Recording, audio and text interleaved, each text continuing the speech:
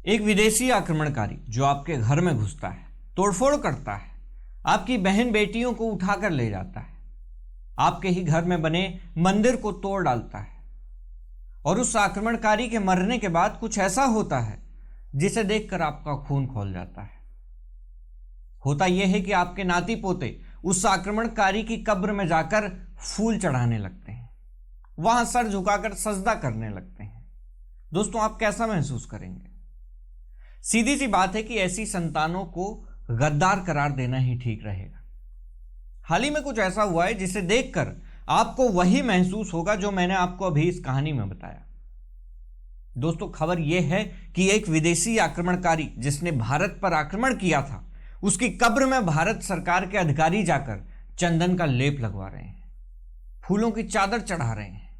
जी हां, मैं इसी मोदी सरकार के अधिकारियों की बात कर रहा हूं। और तो और ये वाकया हुआ है उत्तर प्रदेश में, जहां योगी आदित्यनाथ की सरकार है। अगर आप अभी भी नहीं समझे तो मैं आपको बता दूं कि हम बात कर रहे हैं आगरा में यमुना नदी के किनारे बनी एक इमारत की, जिसे ताजमहल के नाम से जाना जाता है। और इसी ताजमहल के नीचे बनी है विदेशी आक्रमणकारी बाबर की चौथी पीढ़ी की संतान शाहजहां और उसकी बीवी की कब्र।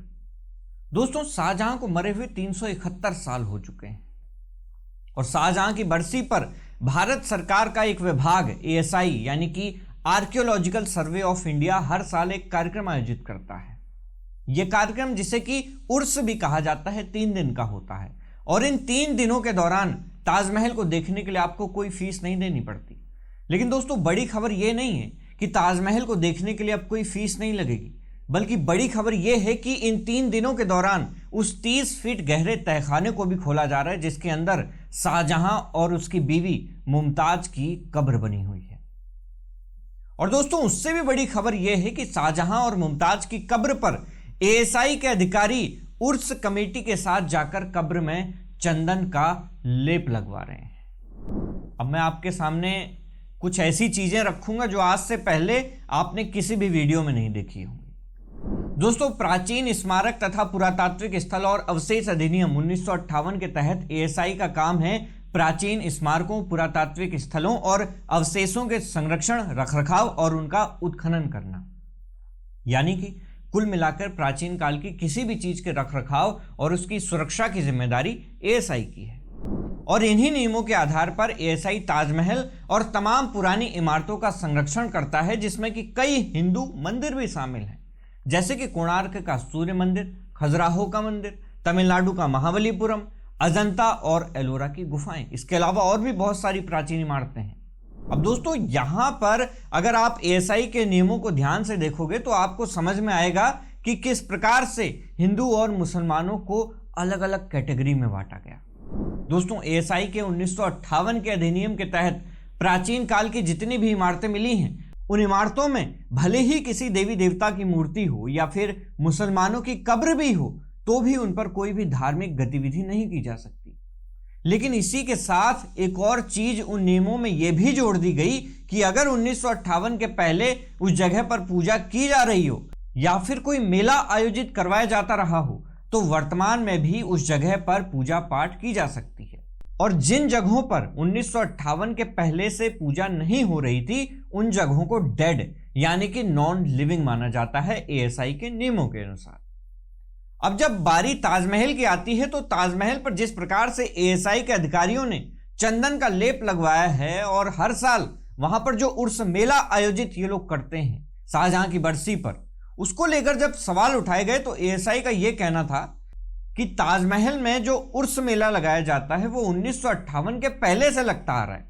लेकिन जब प्राचीन काल के हिंदू मंदिरों जैसे कि खजुराहो के मंदिर, तमिलनाडु का महाबलीपुरम, कोणार्क का सूर्य मंदिर, जो हमने आपको ऊपर नाम बताए, ऐसे तमाम मंदिरों पर जब ये मांग की जाती है कि यहां पर भी हिंदू लोग पूजा पाठ करना चाहते हैं, तो एएसआई ये कहने लगता है कि नहीं, वो जो मंदिर मिले हैं वो तो नॉन लिविंग है, यानी कि वहां पर 1958 के पहले से पूजा नहीं होती थी, वो नॉन लिविंग है, वो डेड हैं, वो मर चुके हैं, इसीलिए वहां पर आपको पूजा करने का कोई अधिकार नहीं।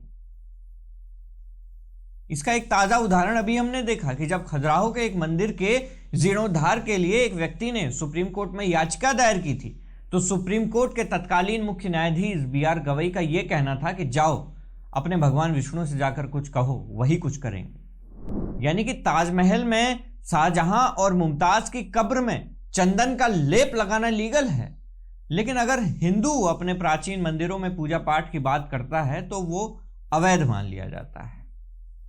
और ये मैं इस देश की बात कर रहा हूं जहां पर हिंदू बहुसंख्यक है।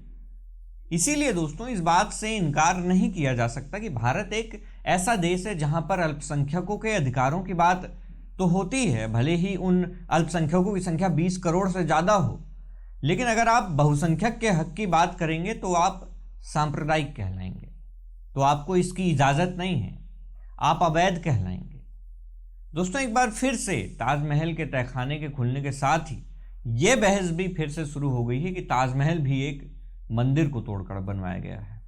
खैर इस बात पर जितनी सच्चाई है या नहीं ये तो आने वाला वक्त ही बताएगा। लेकिन क्या आपको लगता है कि इस देश के आज़ाद होने के बाद जानबूझकर ऐसे अधिनियम और कानून बनाए गए जिससे कि भारत का बहुसंख्यक हिंदू समाज अपने अधिकारों की बात ही ना कर सके? अपनी राय हमें कमेंट बॉक्स में ज़रूर बताएं। मैं हूं उमेश द्विवेदी और आप देख रहे थे सरकारी मंथन। नमस्कार।